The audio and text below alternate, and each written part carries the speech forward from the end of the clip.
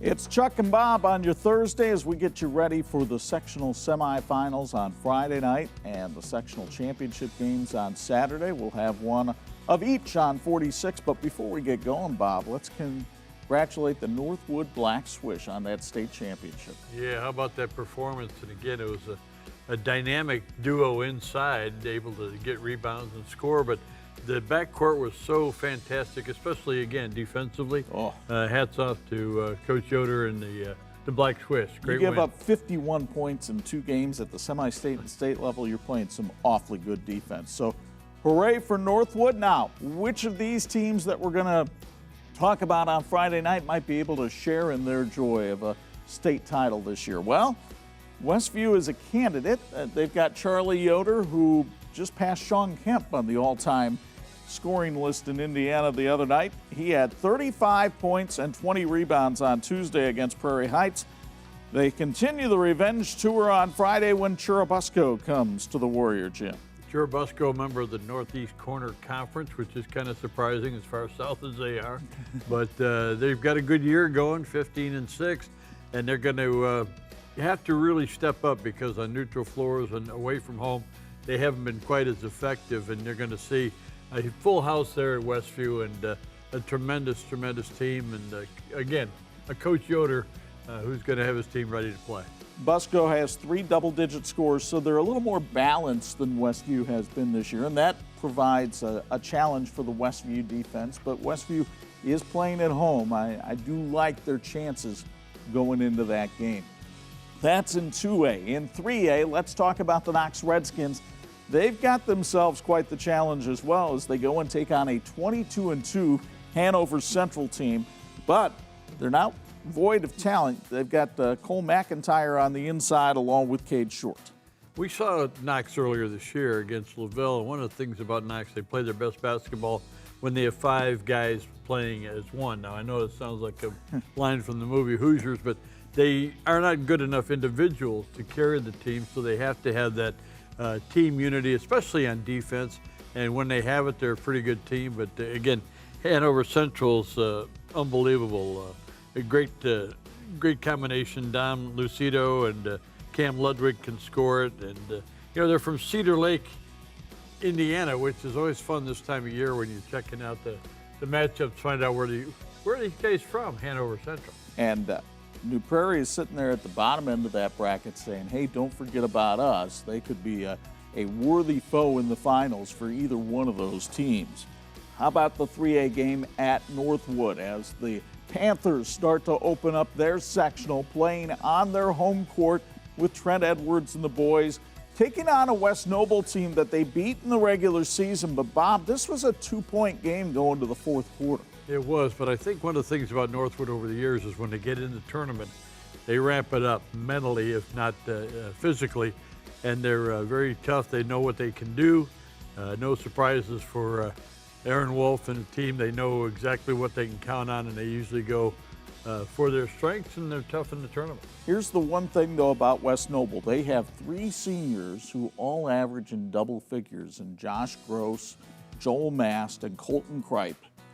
Seniors that are really familiar to this Northwood team because they played against some of them when they were at Fairfield and now at West Noble.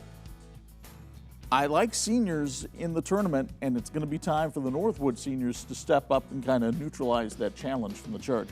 The Northwood does have some younger players they count on as well. They got 2 freshmen on the roster, so it's a good test. But I don't know if you knew this, but last week, half the teams that played in the first round of the sectional got beat. Really? Yeah. Shocker. Figured that out. Also in 3A, St. Joe and Marion renewing their rivalry in the opener at Jimtown on Friday night. For St. Joe, of course, you talk about J.R. Konechny, but Will Terry has been awfully tough on the inside this year. And really, it's the size of the Indians that figures to give the Knights the most trouble. Yeah, I think when the Indians have had trouble this season, it's been mostly of their own making. They turn the ball over, they miss assignments on defense, that kind of thing. Now, they're really a well-coached team under Mark Johnson, but they've got to find a couple more pieces to fit in there. But I agree with you. Terry has been just a man for St. Joe this year. Now, if your guards are going to be in trouble, they're really going to be in trouble against the Marion Knights because Rob Berger's team is as good a defensive team as there is in the area. And those guys, Jerry Bracey and Declan Sullivan, did it again on Tuesday night. They combined for 35 points in their second win over Washington in 4 days. And we think Washington's a really talented team, a team that might have stepped up. Tough to beat a team twice in the same year. And Worse yet, the same week. Yeah, the same week. And I was really surprised that, number one, that Washington didn't give them a better effort, but give it credit to Marion. They stepped up, they got it done, and Rob Berger's got a team of guys that really embrace his style of play. By the way, if you needed more inspiration from this St. Joe Marion rivalry, the winner gets to play Saturday night on 46. Oof. As though it's not enough to beat your arch rival. That's right. So we'll have the Jimtown sectional final Saturday night on 46. Let's move into 4A.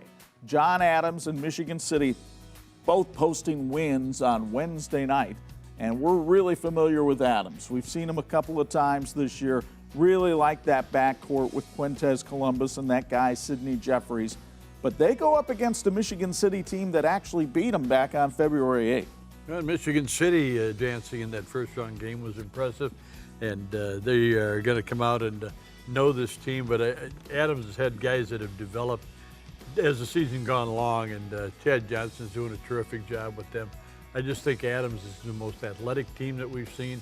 And they've got guys that can score the ball. And I like Adams. I just like the mission that they seem to be on. And I really like that backcourt for Michigan City. You've got the veteran in Des Hawkins, the freshman and Jamie Hodges Jr. Tom Wells' mantra all season long has been 84 feet. They brought pressure against LaPorte last night. I would expect them to try to do the same against Adams and keep that tempo where City likes.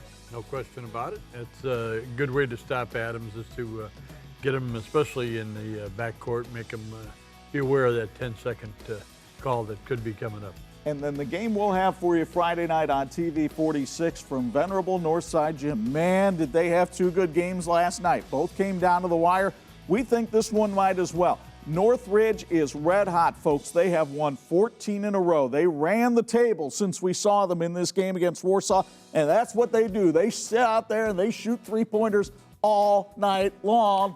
They face Elkhart Memorial, a team that can get up and down the floor. Yeah, you better keep an eye on Stolfus. Oh, which one? There's two of them. And, of course, Pete's a terrific outside shooter, the big man inside. I mean, this is a team with great balance. And over the last couple of years, they've really learned and bought into the system of their new head coach. Scott Radiker's done a good job, but he's going to have to face a formidable Memorial team. 3 players in double figures. You've got Braxton Miller, Darjon Lewis, Skinny Rogers. Malachi Emmons has really come on at the end of the year.